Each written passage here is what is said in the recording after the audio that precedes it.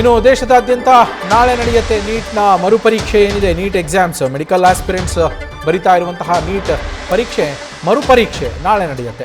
ಪ್ರಶ್ನೆ ಪತ್ರಿಕೆ ಸೋರಿಕೆಯ ಕಾರಣಕ್ಕೆ ಈ ಹಿಂದೆ ರದ್ದಾಗಿತ್ತು ಪರೀಕ್ಷೆ, ಇದೀಗ ಮರುಪರೀಕ್ಷೆ ನಾಳೆ ನಡೆಯುತ್ತೆ. ಎಕ್ಸಾಮ್ ಹಿನ್ನೆಲೆಯಲ್ಲಿ ಈಗಾಗಲೇ ಟೆಲಿಗ್ರಾಮ್ಗೆ ತಾತ್ಕಾಲಿಕವಾಗಿ ನಿರ್ಬಂಧವನ್ನು ಹೇರಲಾಗಿರುವಂಥದ್ದು. ಜೊತೆಗೆ ನಿಮ್ಮ ಧರ್ಮಕ್ಕೆ ಅನುಗುಣವಾಗಿ ನೀವು ಬಟ್ಟೆಗಳನ್ನು ಧರಿಸಬಹುದು ಅಂತ ಡ್ರೆಸ್ ಕೋಡ್ಗೆ ಈ ಬಾರಿ ಅವಕಾಶವನ್ನು ಕೊಡಲಾಗಿದೆ.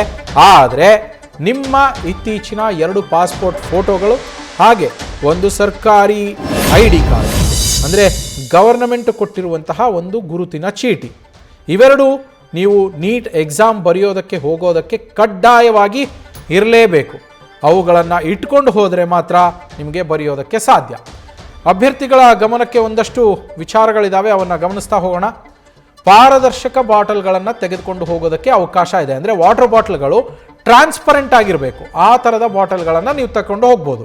ಅಭ್ಯರ್ಥಿಗಳು ತಮ್ಮ ಧರ್ಮ ಮತ್ತು ನಂಬಿಕೆ ಆಚರಣೆಗೆ ಅನುಗುಣವಾಗಿ ಬಟ್ಟೆಗಳನ್ನು ಹಾಕ್ಕೊಂಡು ಹೋಗ್ಬೋದು. ರಕ್ಷಾ ಸೂತ್ರ, ಹಿಜಾಬ್, ಪಂಜಾಬ್ ರುಮಾಲು ಇವೆಲ್ಲವನ್ನು ಬಳಸೋದಕ್ಕೆ ಈ ಬಾರಿ ಅವಕಾಶವನ್ನು ಕೊಡಲಾಗಿದೆ. ಹಾಗೆ ಚಪ್ಪಲಿ ಮತ್ತು ಕಡಿಮೆ ಹೀಲ್ ಇರುವಂತಹ ಚಪ್ಪಲಿಯನ್ನು ಧರಿಸೋದಕ್ಕೆ ಅವಕಾಶ ಇದೆ. ಶೂಗಳನ್ನು ಹಾಕೋ ಹಾಗಿಲ್ಲ. ಹೈ ಹೀಲ್ಡ್ ಚಪ್ಪಲಿಗಳನ್ನು ಧರಿಸುವವರು ಹೆಚ್ಚುವರಿ ತಪಾಸಣೆಗೆ ಅವಕಾಶ ಇರುತ್ತೆ ಅವರಿಗೆ, ಅವರು ಅದಕ್ಕೆ ಅವಕಾಶವನ್ನು ಮಾಡಿಕೊಡಬೇಕು. ಇನ್ನು ಏನೇನೆಲ್ಲ ಇಲ್ಲಿ ನಿಷೇಧ ಮಾಡಲಾಗಿದೆ ಅಂಥೇಳಿ ಗಮನಿಸೋದಾದರೆ ಪರೀಕ್ಷೆಗೆ, 1 ಮೊಬೈಲ್ ಫೋನ್ ಯಾವುದೇ ಕಾರಣಕ್ಕೂ ತೆಗೆದುಕೊಂಡು ಹೋಗೋ ಹಾಗಿಲ್ಲ. 2ನೇದು ನೀವು ವಾಚ್ ಕಟ್ಬೋದು, ಆದರೆ ಸ್ಮಾರ್ಟ್ ವಾಚನ್ನು ಕಟ್ಟೋ ಹಾಗಿಲ್ಲ. ಬ್ಲೂಟೂತನ್ನು ಬಳಸೋ ಹಾಗಿಲ್ಲ. ಇಯರ್ಫೋನನ್ನು ಬಳಸೋ ಹಾಗಿಲ್ಲ.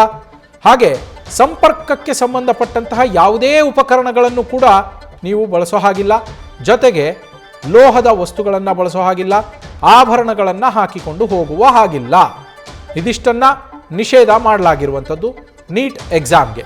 ಇವುಗಳನ್ನು ಗಮನದಲ್ಲಿಟ್ಟುಕೊಂಡು ಯಾವುದೇ ಗೊಂದಲಗಳಾಗದಂತೆ ಅದಕ್ಕೆ ತಕ್ಕ ಹಾಗೆ ಆ ಡ್ರೆಸ್ ಕೋಡ್ನಲ್ಲಿ ಹೋದರೆ ಸುಸೂತ್ರವಾಗಿ ಎಕ್ಸಾಮ್ ಬರ್ಕೊಂಡು ಬರಬಹುದು.